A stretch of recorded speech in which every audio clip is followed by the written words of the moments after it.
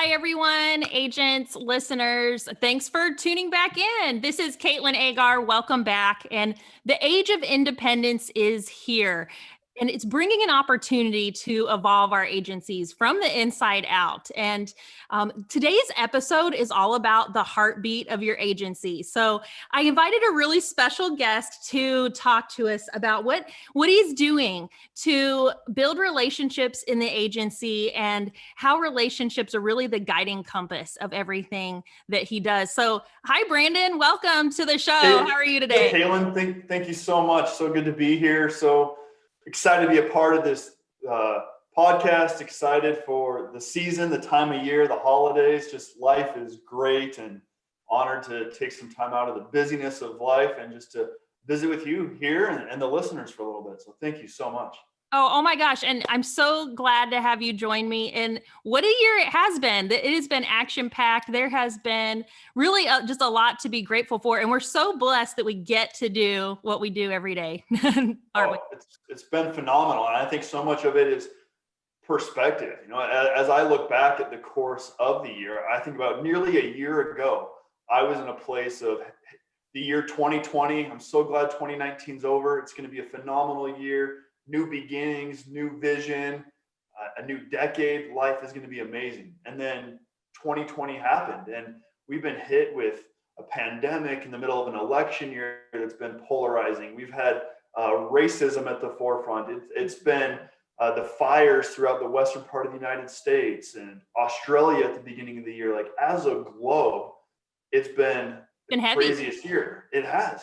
But as I look back now at the last 12 months of 2020, what an amazing year it's been when you bring in perspective. Like, I have healthier relationships, our family dynamic, business, the opportunities that have presented itself. Our hand was forced to innovate at times, and the results from that have been phenomenal. So as I look back, I'm really grateful for 2020 because honestly, it's arguably been one of the best years of my life because of what we've learned and had to overcome that made us better people, better husbands, fathers, businessmen, leaders in our community. And so, yes, it's been a wild year, as you said, but I am so grateful for where we ended up here today. I couldn't be more happy with where life is. That's so great to hear. And I don't think we could have planned it, but 2020 stretched us more than maybe we planned on stretching this year. And I think at the end of it, it brings a lot of that innovation and a lot of that silver lining that you just mentioned, Brandon. So to our listeners who haven't met Brandon Smith yet, Brandon is the managing partner at GIIG Agency in Montana, which totally jealous. What a beautiful state to be in. That's just so awesome. You are the founder of Producer Development Program that I just definitely want to talk about today. You're doing some really great things there, and CEO of Policy T, Dad of the Year, and just an all-around great guy. So Brandon, tell us a little bit about your agency and just what daily life looks like for you in your world. Yeah, our agency really was started 40 years ago, 1980, by my aunt and uncle, Dave and Carolyn Glidewell. And what started off as just an independent life insurance agent, a salesman. He saw the opportunity to cross-sell home and auto, and so got appointed with a few carriers. And next thing you knew is he owned an independent agency. And so I came into the picture and became a managing partner with my cousins, Dave and Carolyn's son, Paul. And we balance each other so well, just in life and perspective and the way we operate and just the way we think and conduct business. And so since I started in 2004, I'm going on year 17 right now. Can you say that again? How long have you been in insurance, Brandon? 17 years. So for someone your age, and I won't give it away, that's actually pretty impressive. So I'm 38 years old. I started right out of college at 21. I got a job working for a bank and started on the teller line and had the goal to move into commercial lending. Mm-hmm. And at a family reunion, my cousin just one day goes, "Why aren't you working with us?" And I said, What do you mean? What do you do? Like, I don't even understand insurance. I couldn't explain what a deductible was. And so we went to lunch, and rest is history, and started using my background in communications and marketing to help grow what had a phenomenal foundation thanks to my aunt and uncle. And we were able to ride on the coattails of their hard work. They had established carrier rapport and relationships. And so we have carriers that we have a 40-year relationship with. Wow. And just the value that brings to our agency. And so I oversee I'm responsible for the profitability of the agency, the systems and strategies, and the marketing and high level thinking and the visionary. My cousin, Paul, he handles the HR, the numbers, the financials of the agency. And then we have another partner who sees the day-to-day operations in terms of managing people and clients and the book. And so really kind of a three-headed monster where we just balance each other so well and all walk in our passion and our gifting. And I'm crazy about customer experience and social behavior and economics and learning the way people think and operate, and then building out a system and strategy that fits our business model to accommodate to our ideal client, increase efficiencies, and hopefully, at the end of the day, it increases profitability. And so we are a full service agency, from home and auto to life, health, Medicare, retirement planning, wealth management. We've got 21 employees, Wow. 2 locations, and that 2 locations has quickly in 2020 turned into nearly 12 locations because of remote workers, people that were remote. And then we have found so many different efficiencies and way of doing business that we've really shifted our business model.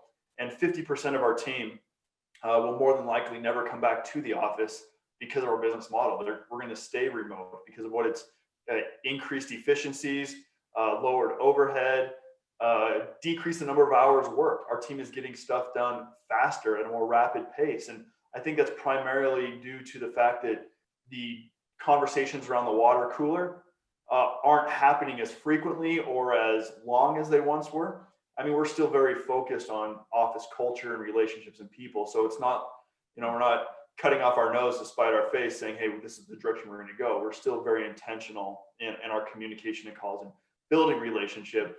But we've learned so much that we've given half our team the choice to stay remote indefinitely or come back. And a lot of them chose to stay remote. And it's just changed our entire business model. And so really making sure we have the right infrastructure in place to handle a remote workspace with technology and cloud-based software in everything we do, whether it's our automation or new client onboarding or retention, cross-selling, renewals, it's all got to fit. And so that really has been my role. And then we also have a department who insures churches and nonprofits. We insure just shy of 1,000 churches in the state of Montana. And so that team really focuses on just ministries. And again, our heartbeat is people and relationships and investing in them. And so go in and work with the church and ensure the business, and then opens the door for conversations about their group health or retirement planning. And then life insurance comes up. And then next thing you know, we're cross-selling their board, their staff with personal lines. And then referrals start coming in from their congregation. And so we're a very unique agency, as there's none other like us in the country, because we're so differentiated, so niched, that we aren't that cookie cutter home and auto insurance agency that you see on the corner of First and Main. The word holistic comes to mind. So I like that you've taken a really holistic approach to a risk review for a family in your Montana area, because you're not just going to stop at their home and auto. You have so much more that you can help them with and their family members, so that they're thinking about the different parts and pieces of their insurance and how it all works together. Right. And our mission statement, our goal is really to end the financial crisis in families. We are seeing financial crisis across this country. And so our goal is never to sell another policy. Our goal is to have a conversation with people and to love them through finances and provide solutions. Approach them with empathy.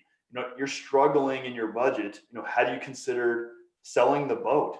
Having those types of conversations with our clients to free up dollars to reallocate. I don't ever want to see their insurance premium be an added expense. So, oftentimes we're able to help them find lower coverage, save them money, but we want to create a game plan with that savings so that they don't just go out and blow all that money, that they either reallocate those dollars to an investment account, to getting out of debt, helping them create a budget, because we want to take a holistic approach to helping the family and the financial crisis they may be facing. The economy of their home is in limbo. And so we want to come in and just genuinely love them, provide solutions. And at the end of the day, it's a win-win. With better business, we retain it longer because of a relationship, and they are doing better financially because of the products we offered or solutions we provided. Wow. And for our listeners who might be driving right now, listening to this in the car, and you might not have your notes on you, Brandon, can you repeat that agency mission statement again for us? Our goal is to end the financial crisis in families. What does it do for your team culture, having a mission that's that zeroed in? Every decision we make, every conversation we have, we're able to have checks and balances. Does this align with our mission? And if the answer is no, it's very easy to move on and not entertain it. So just this week, we had a conversation with our sales team about 2021 and projections and goals. And we got real honest with ourselves. We said, you know what? We need to break away from tracking sales, new business, commissions written. And we talk a lot, we say the right things, but our actions, our internal tracking and data say something different. We want to figure out a tangible way to celebrate with our customers when they win, when they pay off a debt. How do we know that they have a debt and when they paid it off? If we don't know that, we're not having the holistic conversation with them and really understanding the timeline they're working in. Because if we can help them save money on their car insurance, free up an extra $20 a month, and if they add that $20 a month to a debt, the debt snowball method, we know exactly when that should be paid off. We can then, in our notes, have a system where we follow up with them and say, hey, are you still trending to have that debt paid off?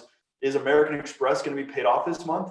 And if they say yes, we celebrate that with them, but we're engaged in their life in the day-to-day rather than just selling them another policy, hoping that they might renew next year. And so our mission is about people. It's not about policies. We're people over policies, people over products. Katlyn, I say this every time I speak. The difference between a contact and a contract is the letter R. It's relationships. And our business model is based on relationships. I believe when you have a relationship with someone, their heart follows. And when their heart follows, their wallet follows. And then the loyalty and retention increases and referrals. And they have such an amazing relationship with you because you genuinely care about them. That guard is down. You're vulnerable. You're transparent. You have an authentic relationship. They go and tell people about you because it's such a positive experience. They want their family to do business with their friends, with their family. And so when we get away from, we got to sell, increase sales, when we focus on people, do the right thing and walk in integrity and love people, the results take care of themselves. And so our heartbeat is people and helping them end the financial crisis they may be facing. And what's really exciting to me about this concept, and it's not a strategy that you came up with, it's really just it overflows out of who you are and who your agency is and on the leadership team. What's exciting to me about that is how it transforms the culture on a sales team, because one of the biggest challenges in the insurance industry as a whole, so this may not apply to every listener because I know the team culture and a lot of the agencies listening is really, really strong, but employee turnover in insurance is a lot higher than what we'd like it to be, right? There's a lot of people that get started in this amazing industry and they maybe try it out for a couple months, get burned out, it doesn't work out, and they move on to do something else. And to me, this is something that I spend a lot of time thinking about because insurance has changed my life so much that I want to create an environment where people can really begin in insurance, discover it for the first time, put down roots, and have the long-lasting insurance careers that you and I have benefited from, Brandon, and the amazing things it's done for our family. So when we can make a productive sales team be about more than just putting numbers on the board, it helps us do just that. And it helps us create a team where people want to be there. They're working together towards a common goal, which you guys have done such a good job of really zeroing in on a mission that your whole team can get behind and feel excited about coming to work every day, because that $20 a month you just saved someone it became meaningful, and it became more than just a sale on the board. And I think there's something there when we think about, like, how do we create team cultures where people want to come to work every day, they want to pull together for long periods of time and create something great and have that kind of purpose. You're absolutely right. And I found that, the day when we stopped losing sleep about our own success and started losing sleep over our customer success was the day that the trajectory changed for our business. When we took our eyes off of ourselves and looked at the consumer, the people, humanity, and changed our approach, again, the benefits spoke for themselves. It changed the course of our business. And so I think it's so easy. I've been in this industry long enough, have enough relationships to see that it is scary at times. And over years, compensation has been cut and the margins are getting tighter and tighter in profitability. And so there's a lot of inward focus. Like, we got to grow. We have to outperform this to maintain. And that creates a lot of added stress. And I'm not saying at all, please, Katlyn, don't hear me say we don't track our revenues, commissions. Our producers, our sales team, they have lofty goals. They're working towards those. But we have to change. We change our focus. We have shifted our vision to the client rather than ourselves. And we found that we get ingrown, and when nearsighted, and we're looking at ourselves and just looking at what our next move is, rather than looking long-term at the future and what the client's needs may be and help them walk. We preach customers for life, but do we really believe in that in our actions? Or are we just want customers for life in terms of we're going to write a policy and hope it retains for a long time? We can bridge that gap by a true, authentic relationship. When you live life with people and celebrate their wins and cry with them during their losses because you have a relationship, the retention takes care of itself. It's not going anywhere because you value people. But you're absolutely correct. So as you guys are looking ahead to 2021, would you mind sharing with us a couple of things that are on the table for you guys, things that you're thinking about doing differently to make your agency stronger? Yeah, the first one that comes to mind is we're working on a retention specialist. So we want to proactively reach out to every client 30 to 45 days before their policy renews. We're building in technology and automation to do that. But essentially with our clients, we want them to get a notification that says, hey, thank you for your business. Thank you for your loyalty. Upon reviewing your account, we highly recommend you renew with carrier X for another year. Click here to renew, click here if you have questions. If they click here to renew, the policy is already going to renew, set to auto renew. It just gives us notification that they're choosing to renew.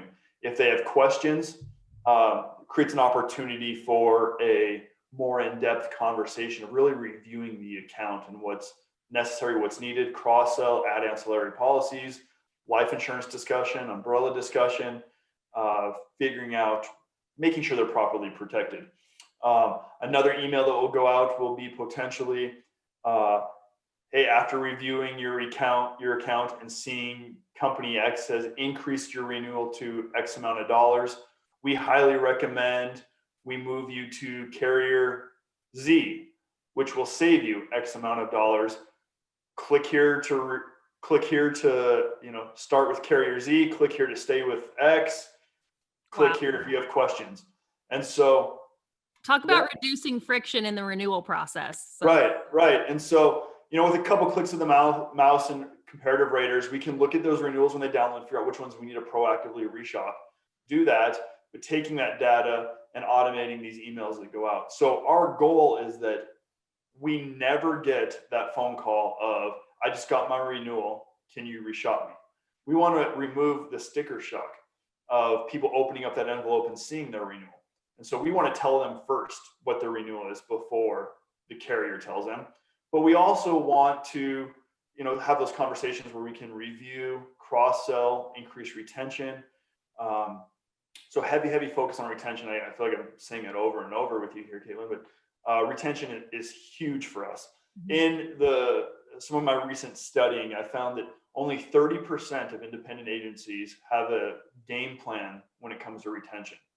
70% of agencies fall prey to write new business, tracking revenues, commissions, write, grow. But if you have $1 million book of business and you increase your retention 5 points, 6 points, 7 points, that's hundreds of thousands of dollars a year in increased revenue. And so it was like, this is an easy shift for us to make. Let's focus on retention and PIF. That's what all the carriers talk about with us is PIF. That's the number they track. Why aren't we doing the same? And so we want to be extremely proactive.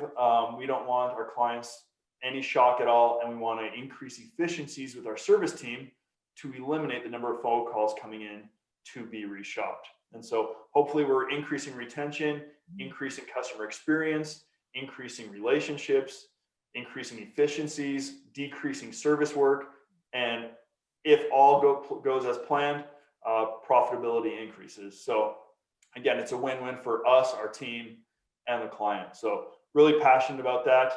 That's one of our big projects for 2021. What would you say to an agent who is afraid to be that in depth with their renewal processes because maybe they're afraid of waking the sleeping giant and they don't want to be the one to bring a premium increase forefront to the client's mind to someone who, maybe would have otherwise kept renewing? Yeah, I mean, I think there's a lot of different perspectives to that. I think it's a very valid question. I take the approach of anytime a client calls you to make a policy change, unless they're adding a new vehicle, you're lowering their premium. They're looking to lower their premium, which lowers your revenue. So our service team is always working for free, or we're paying to work to do this work. So if we can make our job, focus on retention, the tasks that generate revenue and increase profitability, I'm willing to do that. Sure, this may create more work, but the work we're doing right now is lowering our revenues, lowering our compensation, trying to retain a client who is purely shopping based on price. And if we sell on price, we're going to lose them on price. If we win on price, they're going, in 6 months, 12 months to the next cheaper policy. So we want to develop relationships. So in a sense, yeah, we're trying to wake up a sleeping giant because we feel like our relationships aren't to the level we want them to be. And we are going to take it head on. And what a great problem to have. What if we have our next hire is another retention specialist? What if we're not hiring producers and CSRs, but relationship builders in our office? They're going to go out. I mean, if we increase retention by 1%, they did more for our business than a new producer did trying to grow his book by 1%.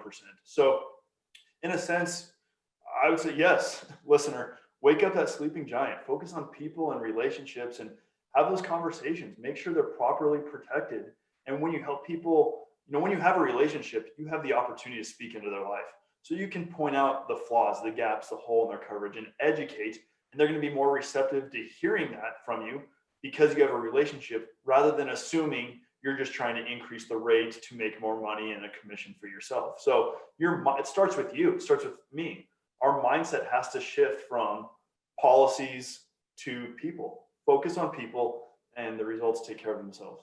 It just reinforces the value of your agency to the client. Every time your service team is on the phone with a client, you have their captured attention. There's nothing more valuable than that. It's that opportunity to strengthen that relationship, but it's also your opportunity to make sure that their policies are up to date. It's your chance today to make sure you didn't leave any stones unturned and that family's protected if the worst were to come to pass, right? For that, you're using it. And honestly, Katlyn, one of the questions we ask in our fact finding with new clients, how'd you hear about us? We're trying to track that, get some data or referral source.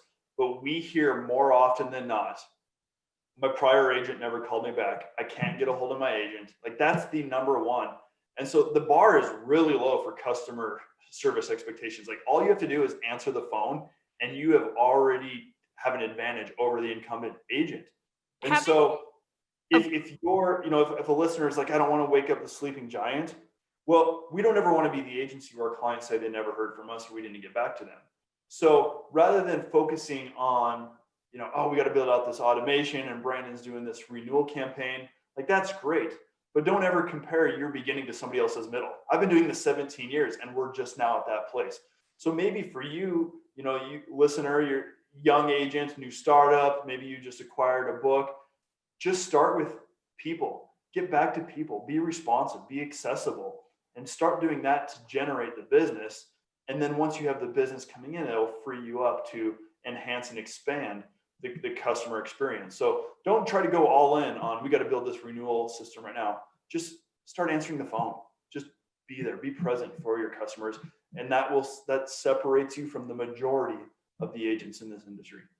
Right. It's the moment we don't want to have to picture and envision is the moment that our client is like online Googling like cheap car insurance, Montana. And Exactly.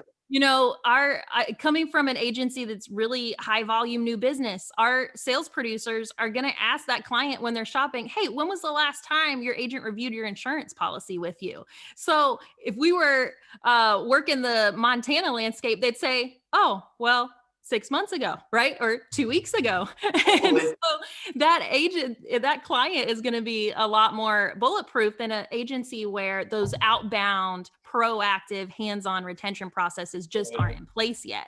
So it really goes a really long way towards reinforcing the value that your agency brings to the table that sets you apart from the competition, because it isn't just about price. And don't hold me to this. These stats can be skewed. This is just off top of my mind, my memory, if I'm correct. When you insure somebody and just have their car insurance, according to statistics, you'll retain that client for 10 months. When you have a monoline policy, they're going to look to shop that. When you have two policies, when you have home and auto, they'll stay with you for 2.3 years. When you have three policies, when you add that boat, that umbrella, it's 3.5 years. But when you get to that fourth policy, when you're home, auto, life, and umbrella, it goes up to 13.5 years. Wow. And so you're not going to get 4 policies from the guy just calling to see if you have the cheapest price in town. You're going to get to 4 policies by having a common interest invested in that person's life, living life with them, having a relationship. And again, when you have a relationship, you have their heart, and then everything else follows, and the retention is there. And now you have customers for life. And I think a lot of it has to do with the new business processes too, from the sales conversation to the point of sale binding process. So something that our, agents and listeners might be familiar with is this sales training idea that you're closing all the time. The close isn't something magic that you say at the end that just magically gets the client to decide to buy from you. And I think retention is the same way. Just like you're closing from the start of your sales conversation, your retention processes start with the sales conversations that your producers are having the very first time that they interact with this client.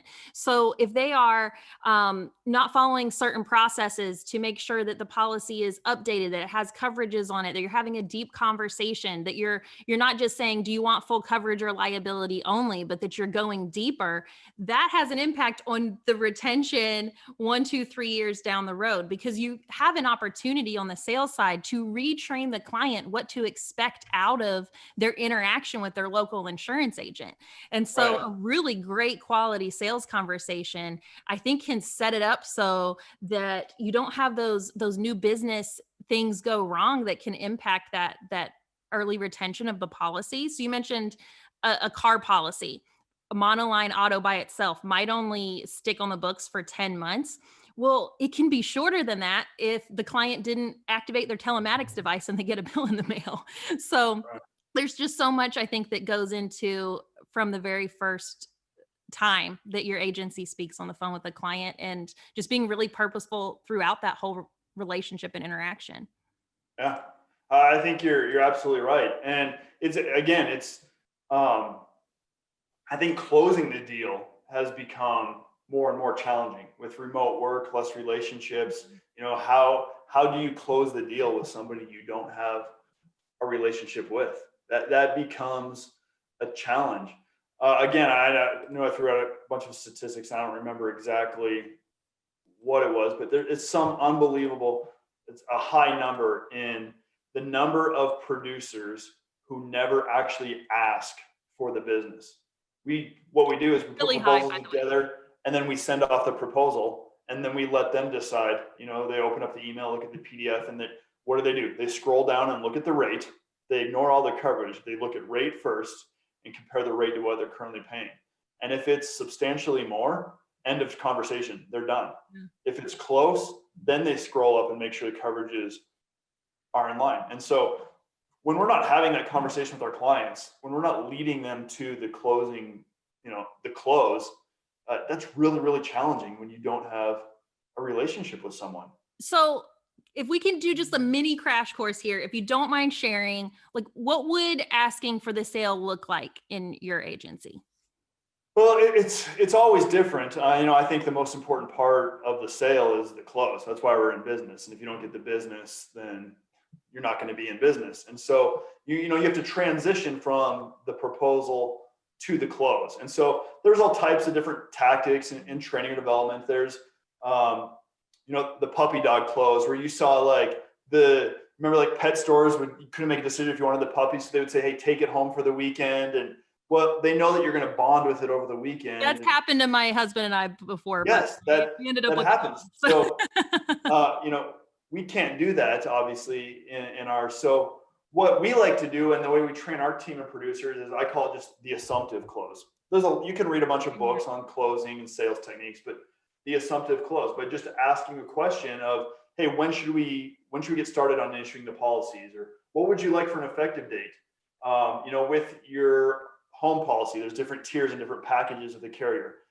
Which package do you think you want to go with? And just assume the sale and transition them to that point. If you assume that it's the right fit for them and you're confident in that, it makes it so much easier for the client to be confident in it. Whereas if we put the whole weight of the decision making on their shoulders, it's really hard for them to decide on the next step forward. And that's when they're just naturally going to say, great, thank you so much. You've been awesome. Can you please email it to me? So in our closing course at Quantum, there's 2 closes in addition to that I just want to walk through for a second, that we kind of throw like warning signs out about. So beware of the confusing close. And this is where you forgot to plan your pitch and line your ducks up in a row. So this is the close where you get to the end of the conversation and your producer is like, okay, all right, well, it's looking good here. And for your cars, it's $2,200 every 12 months, but you mentioned you like to pay monthly, so it'd be this much a month. Now, keep in mind, if you did do the telematics, then it would go down to this much, and then you've given them 3 prices. And the natural response from the client is going to be, well, okay, well, that sounds good, but can you email it to me? Because you just gave them a bunch of numbers over their head, which in today's environment probably just happened over the phone, and you're not in the office where you can write it down for them on a sheet of paper or on a whiteboard. So beware of the confusing close. And then the one that, oh my gosh, that gets my antennas up every time is the no close. And that's the, okay, Brandon, so I have good news. So for your car and your renter's policy together, it's only $220 a month. Crickets. And then you just don't close at all. And so I think it really makes a big difference if you just create an experience for the client where it's really easy for them to know what to do next. And I think the assumptive close actually creates a really great client experience if you've done a good job on the consultation. Yeah, it does. And I think really, I don't know that it's a closing tactic, but I think just listening. Like, we as producers, the way we're wired and business people, like, I love to talk. I'm a talker, and I'm on stage. I talk for a living. I'm coaching, I'm teaching, I'm developing, I'm doing podcasts. Like, I talk for a living. But sometimes we have to stop that if we want to do what's best for the client and listen. Because I promise you, if you listen closely, the prospect will tell you exactly what needs to happen in order to close the deal. And it's way easier to get to that place, again, with a relationship. You learn so much through their, verbal, nonverbal cues, tone of voice, or how they're sitting, how they present themselves if you're, maybe on a Zoom call or in person. But I don't think closing, it's not an all or nothing, and you don't have to have a defined technique that you have to use every time. It's the sort of thing we have to experiment with and test it. But listening to our clients, if you listen closely enough, they will tell you exactly what you need to do. And so again, I encourage the listeners, use these different techniques, transform them, mold them, make them fit you and your personality. I think the worst closing is when you use a script. There's a lot of training out there. It's like, here's a script, use a script, use a script. Well, as consumers, we know when we're being read a script. If you would like to buy this policy, I can get it started for you today. Like, you've got to break that. And so just keep track of, I tell our team, keep track of we focus on the clients we won, but let's keep a list of the clients we lost, and let's figure out why we lost them. There's so much data that we can gain throughout the process that will be invaluable to you as you grow and develop as a producer. And if you're not wanting to grow and become better at your job, then you've already hit a glass ceiling. Why are we having this conversation? And I assume people listening to this podcast care about their job industry. They're looking for new tools, tricks, strategies, ideas. And so, I think I came into this business without knowing how to close. I just did it, trial and error. And then over time you figure out, wow, this really worked for me. This didn't work for me. And we adjust and tweak. So there's so many different ways. I was saying there's more than one way to skin a cat. There's a dozen different ways, if not more, on how to close insurance. But it becomes easier when you have a relationship and listen. And it's just, the close is assumed by both parties, you and the client. Yeah, great. We could talk about closing and sales tactics all day. All day long. And I think another just place to be aware of scripts in the conversation is when you're going through the rater, right? It's asking your producer like so many questions. And that's a great time to put on the headset, shadow the call, pull up the chair next to them if you can, and just listen to what the conversation sounds like, because it's really easy to get into quiz mode where it's like, and what's the square footage of the home? And do you want comp and collision on that? And how much do you pay right now? And one thing that just helps is just making sure you don't sound scripted, or that you're falling into that Q&A mode when you're going through the rater and the RCT and trying to get everything put together. So just makes a really big difference when we can talk to clients the same way we would if they were a friend or a family member. And just, I think that it really helps change what they expect out of insurance when we were able to pull that off for them. So you mentioned that you are a public speaker, and I'm sure that COVID threw a wrench in some of those plans, but what are some of the things that you like to speak on when you get an opportunity to be on stage? I mean, honestly, my passion is really to just motivate and challenge people, challenge producers, people in the insurance industry, whether it's a vendor, carrier, or an agent, to be the best version of themselves. And encourage them, not just challenge them and make them feel like push or they're not good enough or haven't measured up, but encourage them to keep doing what they're doing, to keep their focus on what really matters. And so whether that's technology and automation, whether that's online lead generation, whether that's a new client onboarding experience, customer experience, community involvement, I could speak on all of those topics, but it all comes back to the same theme: relationships and people. I love the quote by Mother Teresa, if you want to change the world, go home and love your family. If you want to change your agency, go love your agents, go love your team, go love your staff. If you want to make a difference in this world, sometimes you've got to, toe the line. You got to, the people we read about in the history books, it's because they did something drastic. They went against the flow. They sat in the seat on that bus. They got on a ship and crossed the ocean. There's so many different things. But if you want to make history, you've got to think outside the box. You've got to bend the rules. And I'm not saying, be extreme. I'm saying live life to the fullest. Don't settle for average. Don't just sit on the curb of life or sit on the curb and watch the parade of life pass you by as a bystander. Get out there, be involved, and do that. And so, every agency is different, and it depends where I'm speaking. If it's an association event where there's a lot of agents, or if it's a workshop with an agency helping them with their different pain points. But everything comes back to that filter of people and the perspective. And when you do, A and B, you will always get C. When you put people first and serve them, the results, I keep saying it, results speak for themselves. So I'm passionate about community involvement, just how to leverage your sponsorships of community involvement. When you sponsor an event or a banquet, how to get a return on that investment. So many people just write that check and think, oh, it's done. They're going to put my name in their program as a sponsor. Well, no, let's leverage that. Find ways to expand on that. And I'm passionate about finding creative ways to leverage. We sponsored a Little League baseball team. It was a $500 sponsorship. And by the end of that season, without ever asking to quote anybody's insurance, we generated just over $11,000 in first year revenue because of that sponsorship. Wow. And I look around, there's dozens of sponsors sponsoring youth sports, but all they're doing is paying for their name in a program or their name on the back of, kids' jerseys, and that's it. They think they're good and wonder why it was a bad sponsorship. We did that and the phone didn't ring. Well, if you get creative and find ways to leverage that and market that in your community, the return on investment can be huge. So I love sharing real life stories of how we've done that right here in our agency, in our community. I love talking about our social media campaign. We gave away a pizza on Facebook and got nearly 400 new organic followers on our Facebook page in less than 24 hours and generated $6,000 in new commission, all because of our strategy in a Facebook pizza giveaway. And so just sharing that story and showing the how-to and presenting that, and then giving the audience the template to go home and do that same thing in their agency Monday morning. So I love to motivate them, challenge the way they think, challenge the way they're doing their Facebook giveaways, and then encourage them to keep doing it, but just little pivots that will give you exponential results.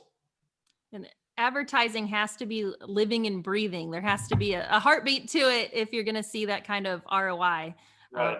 So tell us a little bit about producer development program, because motivating and challenging is a big part of who you are and what you do. So tell us how that went into producer development program. Yeah.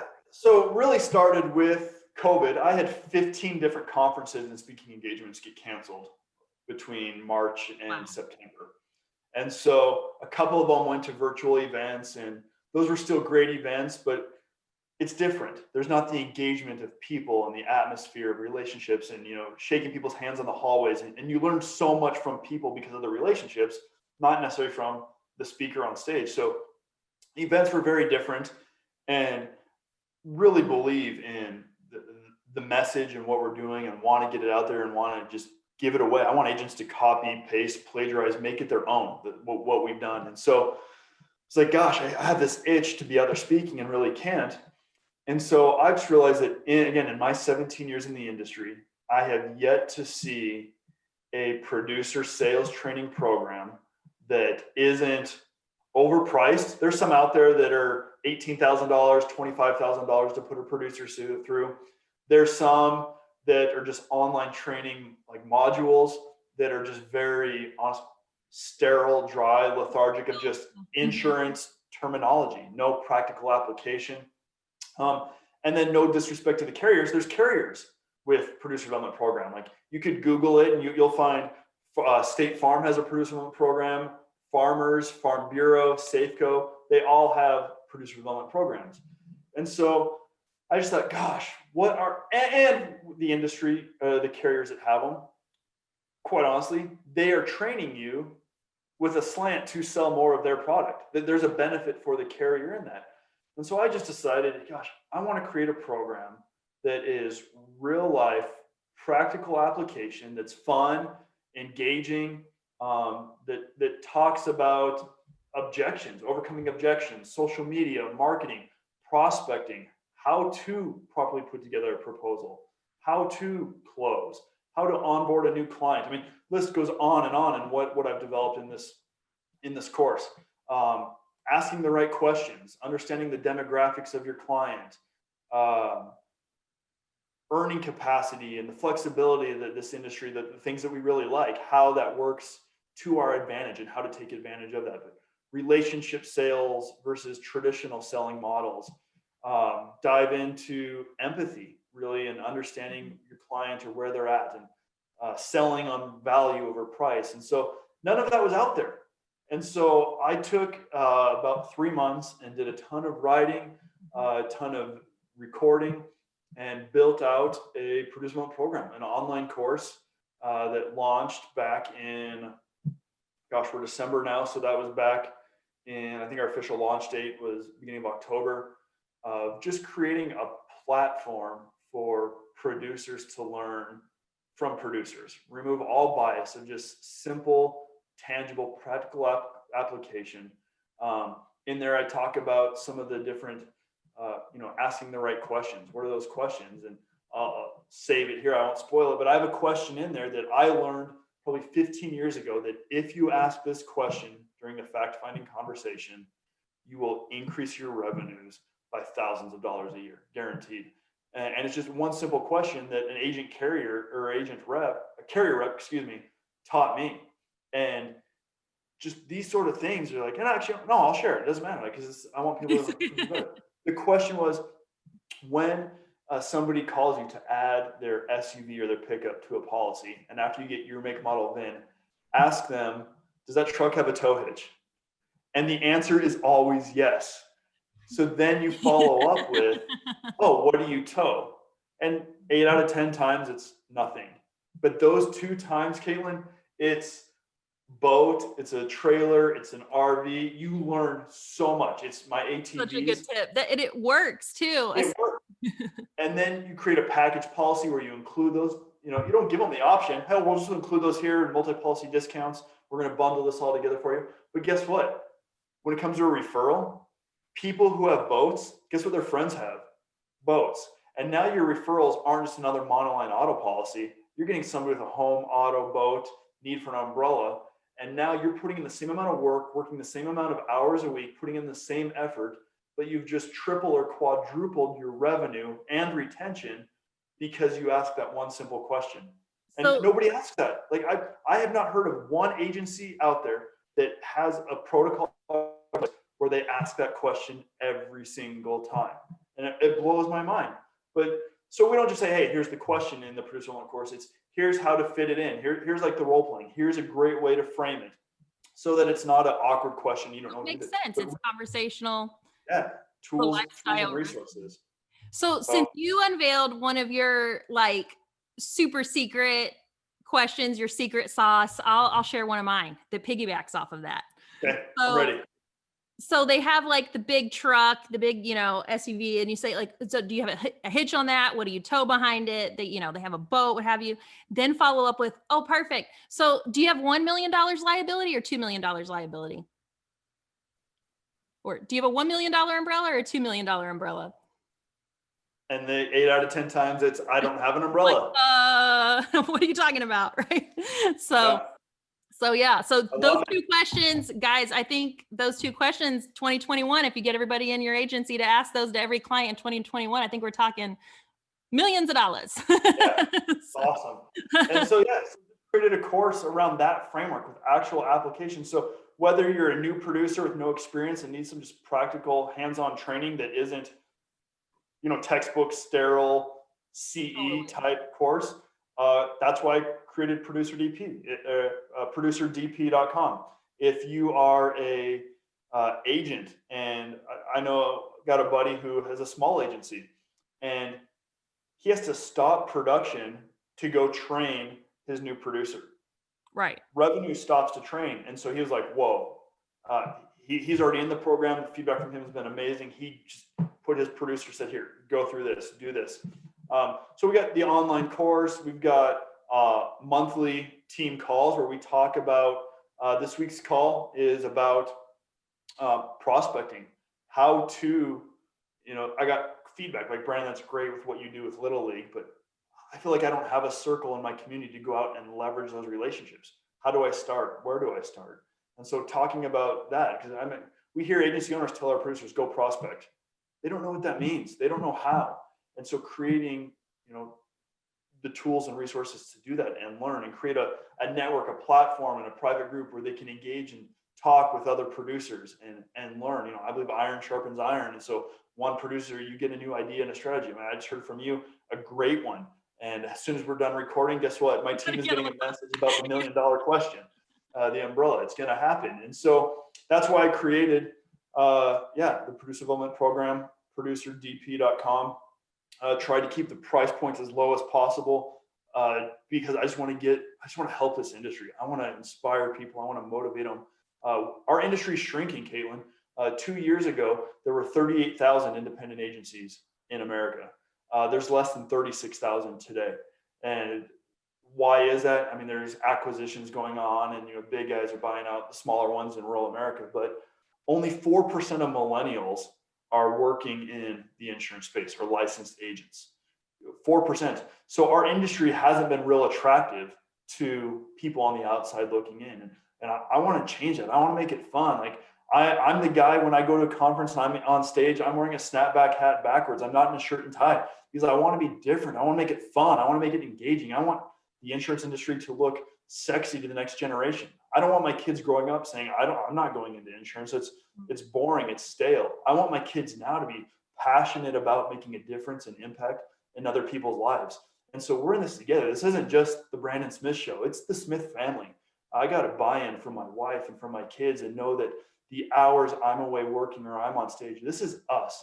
We're in this together because we believe we want to end the financial crisis in families. And so if I can give another agent in Texas tools and resources to go make a difference and impact other people's lives, guess who's to thank for that? My family. That's not me. That's them saying we believe in this mission. We're doing this together. And so we are just passionate about getting tools and resources to people in this industry because I was just going to say we can make insurance great again. And I'm not trying to make the point.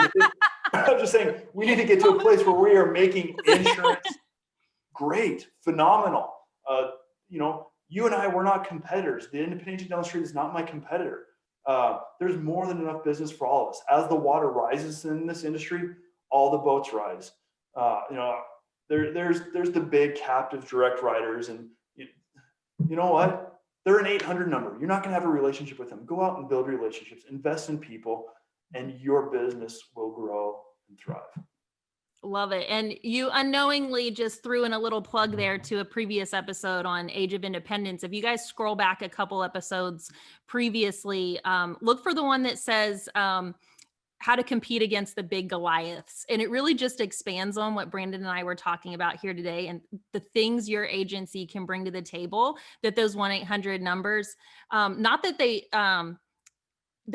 won't compete with and that they're not interested in competing with. So if they're out there vying for our clients' attention and cheapening the insurance experience, we have to fight back with that extra value and that extra care. Brandon, I feel like you just gave us a masterclass in how to keep the main thing the main thing. And this is what we're here to do. We're here to protect families. And at the end of the day, that's where the new business comes from. That's where the retention comes from. That's where the team culture comes from. And we just have to keep in front of our sights like what really matters and what really makes a really big difference. So before we sign off here today, Brandon, the holidays are upon us. Tell us a little bit about the holidays with the Smith family and a family tradition that you guys have that you're gonna see happen this year. Yeah, it's Smith family. I'm the oldest of 6 kids. My dad is the youngest of 6 kids in his family. Whoa. And so I think last time we counted just within the area with cousins, aunts, uncles, I think there's 83 of us. And one of the things we do every year, we're still waiting to hear if it's going to happen this year because of COVID, but we rent a coach bus and we all get in the bus and we go look at Christmas lights. We do a dinner. We just like tour together our community. So that's a big family tradition. I don't know which side of the fence you sit on this. If you open presents on Christmas Eve or Christmas morning, I tend to be on the side of both would be great. With my family, it's always been a Christmas Eve thing. And so, you go to parents' house and spend the night there in pajamas and hang out and open presents with grandma and grandpa, and then wake up the next morning and have a big breakfast. And then everyone goes back home to their own houses and spends the afternoon and evening, with their family at Christmas. And so, again, COVID has given us an amazing opportunity to value relationships and people, really take a step back from the busyness and chaos of life. And I think there's a silver lining to this whole COVID thing. It has make us really appreciate what's most important in life, and that's family. So I'm super excited for Christmas here. Thanksgiving was great and a blast, but Christmas, there's so much to be grateful for, so much to remember, that the reason why we do what we do. And for the Smith family, that's to end the financial crisis in families, to love people, and just remember the season and why we're here and what this is all about. It's way bigger than we are. And so, Katlyn, I thank you so much for this opportunity. It's look forward to the next time. It's been just an honor visiting with you, and I just wish you and your two amazing kiddos and your husband a Merry Christmas and Happy New Year. And I really believe in the best is yet to come. Thank you so much. And so how can our listeners find you and reach out to you? I know you're on various social media platforms. Tell us how we can reach you, Brandon, to book. Yeah, all over social media, Facebook, Instagram, Twitter, or you can find me, Brandon at producerdp.com is my email address, website producerdp.com. Facebook is probably your best bet. Just by searching me out, Brandon Smith is pretty common. So finding my handle on the other platforms may be a little bit difficult. So start with Facebook or email our website, and we'll be honored to send me a DM and private message if you have questions, want to engage further. Would love to just invest in you as a listener and your agency, and give you templates that we use. And again, I believe as the water rises, all the boats rise, and I am a champion and fighter for the independent channel. And so I don't just want to have the right words. I want to be a man of integrity and practice what I preach. And so if I'm all about people and relationships, that doesn't just go for my clients and my family, that goes for the great people that make up the independent agency industry. Wow. Just thank you for inspiring all of us to just make the insurance world a better place. We're all making an impact that together makes a really big difference. So agents, this series is about you. The Age of Independence is here, and your agency has the power to leverage one of the biggest waves of opportunity that we could ask for. And together we can make a really, really positive difference. So thank you, listeners. This is Katlyn Eggar and Brandon Smith signing off. Until next time. Merry Christmas. Thanks, guys. Merry Christmas.